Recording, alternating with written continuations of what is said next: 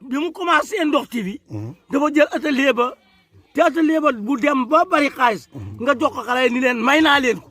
féeteeg ndox TV waaye isbalaay ala insabalaay umul woon benn baax boobu nga yoo fay dem noonu yàlla dina ko fay téeméer inshallah waaw ki ko defee nag man sama kër gu jëkk gaa nge mais fii laa tuxu parce que fële sama jabar dafa ñëwul te fi mu ne nii fii maa ngi jonga ma joxe fa tubarkalla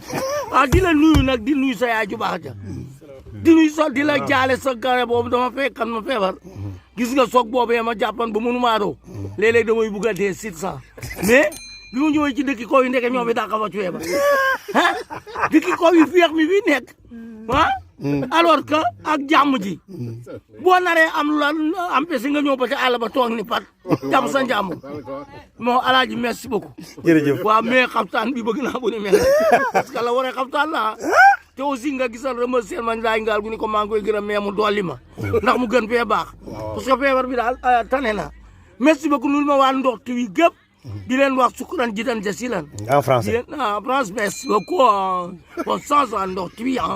et mon corps et chose et la speng et tous les amis et avec beaucoup de copains à Tivaouane avec Papa Tall et Ngor si ci des waaye te bi bëgg bi xaalis rek te yeex bi am daal xoma Talla Mbaye non booy bi nekkan sama gaañ rek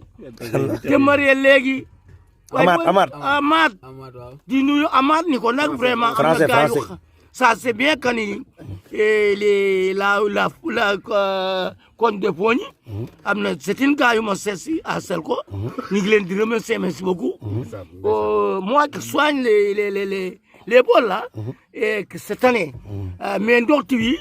ñu ngi leen di gërëm parce que ku amul ndox doo am propre te tubaab doo wax tout nombre tout propre les cains